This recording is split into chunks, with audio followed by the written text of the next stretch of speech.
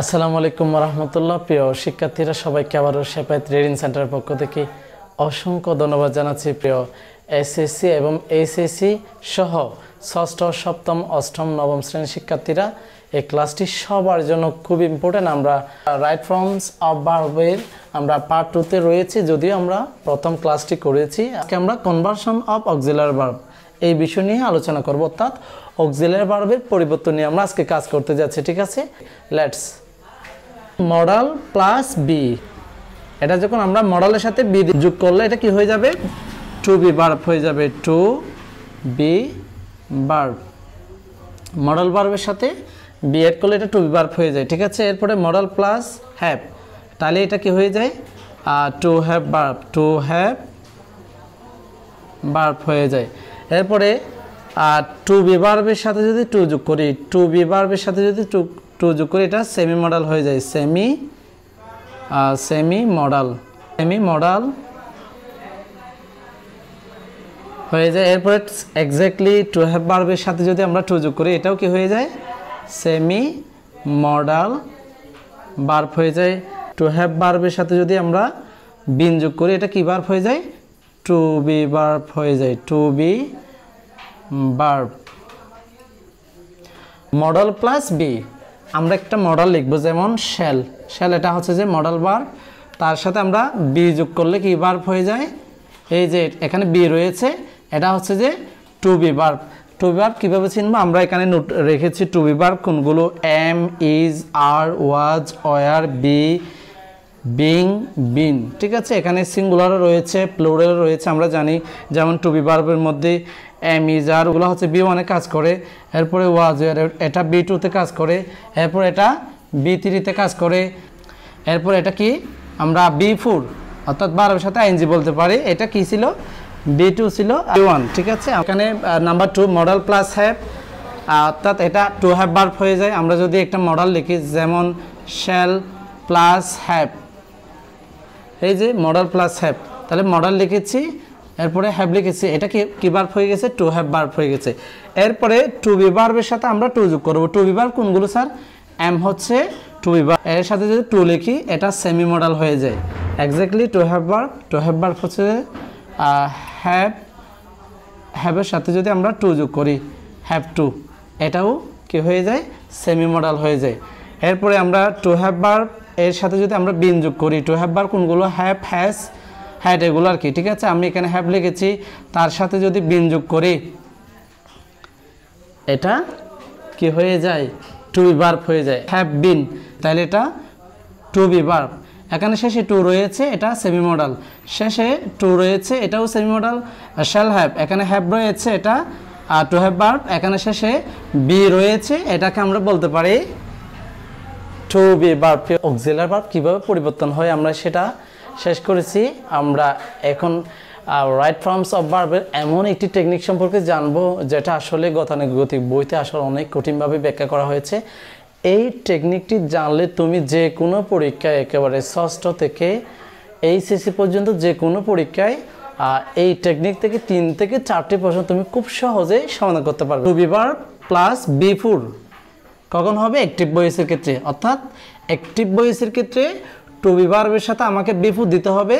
Passive ভয়েসের ক্ষেত্রে আমাকে টু বি ভার্বের সাথে বি থ্রি দিতে হবে। এখন অনেকের প্রশ্ন, স্যার আমরা কীভাবে সেন্টেন্সটা বুঝবো অ্যাক্টিভ নাকি প্যাসিভ? ঠিক আছে, একটা কথা মনে রাখবে, জাস্ট একেবারে চিকন কথা। ঠিক আছে, একেবারে চিকন কথা। ভার্বকে কে দ্বারা প্রশ্ন করতে হবে। ভার্বকে যদি কে দ্বারা প্রশ্ন করি, তাহলে যদি সাথে মিলে যায়, ওয়াটার ইজ, এখানে ভার্ব রয়েছে বয়েল অ্যাট 100 ডিগ্রি সেলসিয়াস। এখন ভার্ব হচ্ছে বয়েল, বয়েল মানে ফোটানো। ঠিক আছে, ভার্বকে কে দ্বারা প্রশ্ন করতে হবে। এখন কে দ্বারা প্রশ্ন করলে বয়েল তো পোটায়, কে পোটায়, পানিটা কে পোটায়। এখানে সাবজেক্টে রয়েছে ওয়াটার। এখন পানি কি নিজেকে ফোটাতে পারে? এটা অ্যাক্টিভ ভয়েস নয়। অর্থাৎ ভার্বকে কে দ্বারা প্রশ্ন করলে যদি আমরা সাবজেক্ট উত্তর না পাই, সাবজেক্ট নিষ্ক্রিয়, তাহলে আমাকে বুঝতে হবে যে এটা প্যাসিভ ভয়েসে করতে হবে। ঠিক আছে, ভার্বকে আমরা যদি কে দ্বারা প্রশ্ন করি, তাহলে আমরা যদি এই সাবজেক্টের উত্তর না পাই, তাহলে অবশ্যই এটা নিষ্ক্রিয় বা প্যাসিভ ভয়েস বলতে পারি। যেমন বয়েল, বয়েল তো ফোটানো, কে ফোটায়? ওয়াটার, ওয়াটার নিজেকে নিজে কি ফুটাতে পারে, অর্থাৎ পানি নিজে নিজে কি ফুটতে পারে? না, পারে না। এজন্য এটা প্যাসিভ ভয়েসে করতে হবে। এখন প্যাসিভ ভয়েসে করতে টু বি ভার্ব, এই যে ইজ দিয়ে দিয়েছি, তাহলে আমাকে টু বি ভার্ব, এই যে প্যাসিভ ভয়েস কীভাবে করতে হবে, আমি এখানে স্ট্রাকচার লিখেছি টু বি ভার্বের সাথে বি3, জাস্ট টু বি ভার্ব দেওয়া আছে, এটার বি3 কি বি1 রয়েছে বয়েল, এটা উত্তর আমরা বি3 করে দিলে হয়ে যাচ্ছে BUILED, এই যে বয়েলড। ঠিক আছে, এটা বি নম্বর দেখো, the news was published on Monday. এখানে ভার্বটা হচ্ছে যে পাবলিশ, পাবলিশ মানে প্রকাশ করা। এখন যদি আমরা ভার্বকে কে দ্বারা প্রশ্ন করি, কে প্রকাশ করে, সাবজেক্টের দিকে দেখো দ্য নিউজ। আচ্ছা, নিউজ নিজে নিজেকে কি প্রকাশ করতে পারে?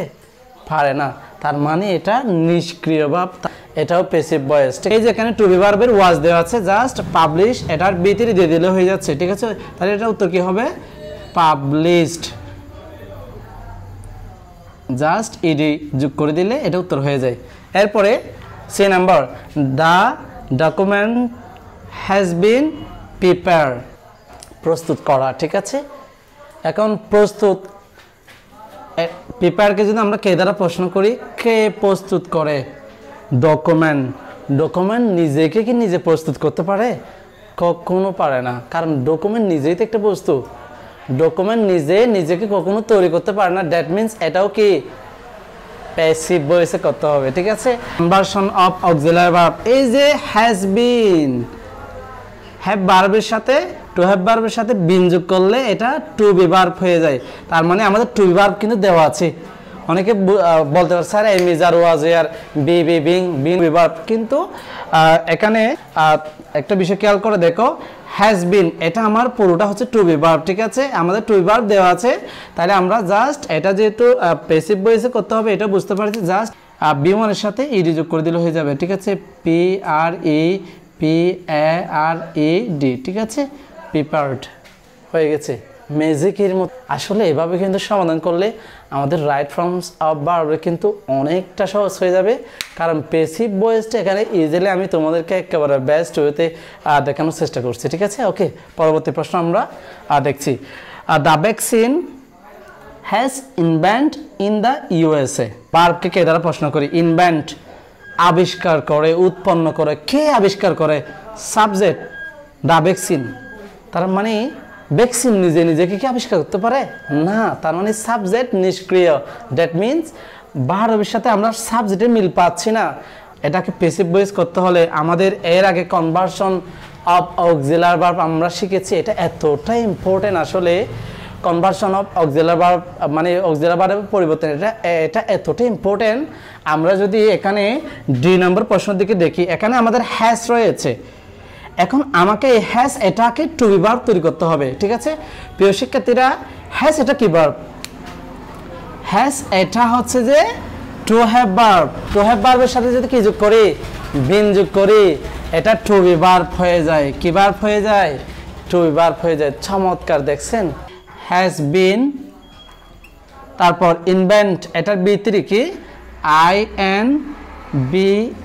INVENTED, ঠিক আছে, এই যে দেখেন, এটা হচ্ছে যে টু বি ভার্ব বি3, টু বি ভার্ব বি3, টু বি ভার্ব বি3। এখানে আমরা এই নম্বর প্রশ্ন দেখি, দ্য বুক পাবলিশড ইন 1995, বইটি প্রকাশ করা হয় 1995 সালে।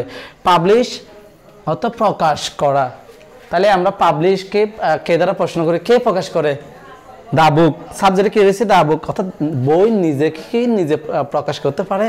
Never, no never. ঠিক আছে, বই নিজেকে নিজে কখনো প্রকাশ করতে পারে দন্তানা কান্না।